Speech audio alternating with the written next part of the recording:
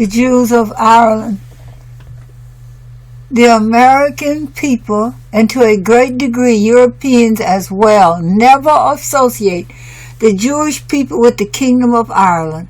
Yet not only were Jews to be found in the Emerald Isles at an early date, but the Irish themselves are among the very few nations of Europe who have repeatedly sought to identify their origin and their antiquities with the history of the chosen people. Many other books written at different times by Irish authors seeking to trace the descent of the Irish people from Japheth, the son of Noah, and the claim has likewise been made that Ireland is the Ur of the Chaldees. The voluminous literature written by serious and scholarly men who sought to identify the North American Indians with the lost 10 tribes is now generally regarded as among the curiosities of history. Even more strange and fanciful than the theory set forth in the works referred to, however, is the far less voluminous but yet appreciable literature written with equal sincerity seeking to identify the Irish with the lost tribes of Israel, or to connect them with scripture history.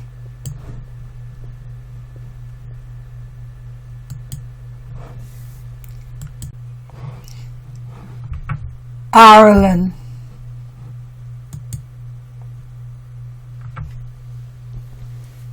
An island west of Great Britain, forming part of the United Kingdom of Great Britain and Ireland. The earliest mention of Jews in Ireland appears toward the end of the 11th century, although, curiously enough, quite a number of books have been written to identify the Irish with the lost 10 tribes.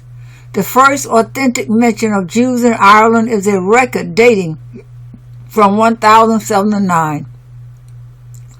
That 5 Jews came over the sea bearing gifts to Ferdabach, Hühner, Brian, and was sent back over the sea.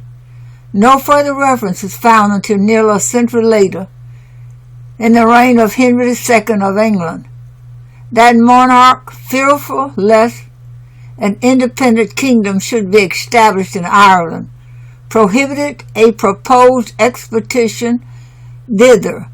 Strongbow, however, went in defiance of the king's orders, and as a result his estates were confiscated, and his venture, Strongbow, seems to have been assisted financially by a Jew. For under date of 1170, the following record occurs. Thus, Jew of Gloucester owed 100 shillings for an amerciament for the monies which he lent to those who, against the king's prohibition, went over to Ireland. Jacob's Jews of Angevin, England, page 51. Jewish names appear in the calendar of documents relating to Ireland between 1171, when Joseph the doctor is referred to, down to 1179. It is unlikely, however, that Jews settled in the island in appreciable numbers at that period, for no further record is found concerning them until several years later. An entry dated 1225 shows that Roger Bacon had borrowed considerable sums from English Jews in connection with his mission on the king's service in Ireland. Branch of the Irish Exchequer. By that date, however, there was probably a Jewish community in Ireland, for under date of July 28th, 1232, appears a grant by King Henry III to Peter de Raval, granting him the office of Treasurer and Chancellor of the Irish Exchequer. The king's ports and coast, and also the custody of the King of Judaism in Ireland. This grant contains the additional instruction that all Jews in Ireland shall be attentive and respondent to Peter as their keeper in all things touching the king. The Jews at this period probably resided in or near Dublin. In the Dublin White Book, under date of 1241, appears a grant of land containing various prohibitions against its sale or disposition for the grantee. Part of the prohibition reads, "Vel in Judaismo ponere." Both this and the preceding reference were common form. The last mention of Jews in the calendar of documents relating to Ireland appears about 1286. When the expulsion from England took place, 1290, the Irish Jews had doubtless to go as well. At any rate, there is no further mention of them until the period of the Commonwealth, when the resettlement of the Jews in England under Cromwell led to resettlement in Ireland also. From investigations made by Lucian Wolff, it would appear, however, that as early as 1620, one David Salom, a Jewish merchant, purchased some property in Meath, Meath, which is still in the possession of his descendants. Jews are first heard of again in Dublin, and there is reason to believe that they were among the dissenters who came after Cromwell's conquest. It is even stated that some Portuguese Jews settled in Dublin on Cromwell's invitation, and that they soon became opulent merchants. They established a synagogue in Crane, Crane Lane. Settlement in Dublin. The Dublin congregation prospered and seems to have been in existence in the reigns of King William III and Queen Anne. In a work published in the latter's reign, mention is made of a visit to London by a Rabbi Aaron Sofer, Dublin.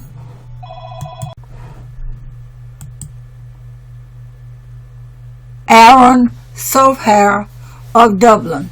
No record, however, is found of any Jewish settlement outside of Dublin.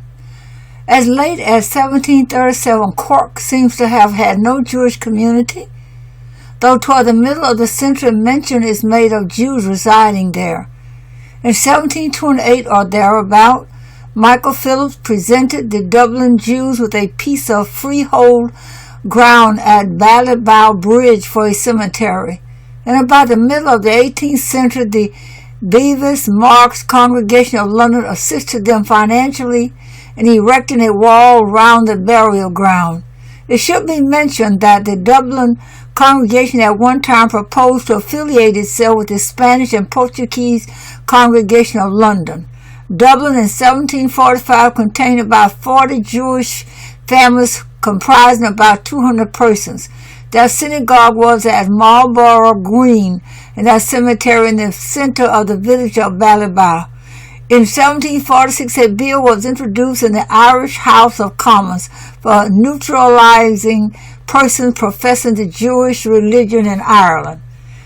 Another was introduced in the following year, agreed to without amendment, and presented to the Lord Lieutenant to be transmitted to England, but it never received the royal assent. These Irish bills, however, had one very important result, namely, the formation of the Committee of Diligence, which was organized by British Jews at this time to watch the progress of the measure. This ultimately led to the organization of the Board of Deputies, which important body has continued in existence to the present time. Jews were expressly accepted from the benefits of the Irish Naturalization Act of 1783. The Dublin congregation declined steadily toward the end of the 18th century, and by the beginning of the 19th, the synagogue was discontinued. and the borrowed scrolls were returned to the Bevis Marks congregation. About 1822, however, the congregation was reorganized, and it was prospered ever since.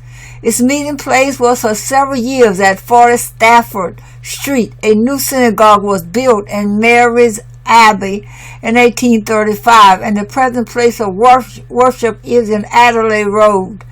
The exceptions in the Naturalization Act of 1783 referred to above were abolished in 1846. In the same year, the obsolete statute de Judaismo, which prescribed a special dress for Jews, was also formally repealed. The Irish Marriage Act of 1844 expressly made provision for marriages according to Jewish rites. When the Irish famine was at its height in 1847, the Jews of America took an active interest in relieving the distress, and a notable meeting was organized by the Spanish and Portuguese congregation of New York, at which a fund was raised in aid of the sufferers. Toward the middle of the 19th century, several families of German Jews settled in Ireland. Conspicuous among these was the Jaffe family of Belfast, which established the famous linen house bearing its name. Jews have repeatedly held office in Ireland. A Benjamin Disraeli, a public notary in Dublin from 1788 to 1796, and later a prominent member of the Dublin Stock Exchange, held the office of Sheriff of County Carlow in 1810. In all likelihood, however, he was a Jew by origin only. Ralph Burnell Osborne, of Jewish extraction, was a prominent landowner in Ireland and represented Waterford in Parliament in 1870. The first professing Israelite, however, to hold office was Louis Harris, alderman of the city of Dublin. His son, Alfred Wormser Harris, succeeded him as senior alderman, and in 1880 contested the county of Kildare in the Liberal interest. Alfred now, 1903, holds commissions of the peace for the city and country of Dublin. Prominent Irish Jews. The most prominent position ever held in Ireland by a Jew was that of Lord Mayor of Belfast, held by Sir Arthur Jaffe, J-A-F-F-E, 1899 to 1900. He also became High Sheriff in 1901. At present, Sir Otto is Justice of the Peace for Belfast and also Counsel at that city for the German government. Maurice E. Solomon, Justice of the Peace for the city and county of Dublin, is acting counsel in that city for the Austro-Hungarian Empire. Among the Jews graduated from Trinity College, Dublin, may be mentioned N. L. Ben Mohel, the first professing Jew to enter the institution since its foundation by Queen Elizabeth, John D. Rosenthal, LLD, Barrow Emmanuel, J.P., and Ernest W. Harris, LL.D., the Reverend Alfred Philip Bender, J.P., a native Irish Jew, had been government member of the Council of the University of the Cape of Good Hope. Ireland is the only portion of the British Isles that has a religious census, and consequently figures are more nearly correct there than elsewhere. The Jewish population in 1871 was 258. By the census of 1881, it did not exceed 453, mostly of English and German extraction. Since that date, however, it has increased considerably, doubtless owing to Russian immigration. In 1891, it was given as 1,779. In 1901, as 3,771. The bulk of this population resides in Dublin, which contains about 2,200 Jews. Besides the synagogue on Adelaide Road, there are 5 minor congregations, a board of guardians, and a number of charitable educational institutions. Belfast has a Jewish population of about 450 and contains several charitable organizations and 2 synagogues, one of which Sir Otto Jaffe, Jaffe, is president. The Jewish population of Cork, capital C-O-R-K, is about 400. Limerick, London, Derry, and Waterford have each a synagogue and charitable organization. Zionist societies also have been established in Ireland. The Jewish population is distributed in the provinces as follows: Connaught 4, Leinster 2,246, Munster 607, and Ulster 851.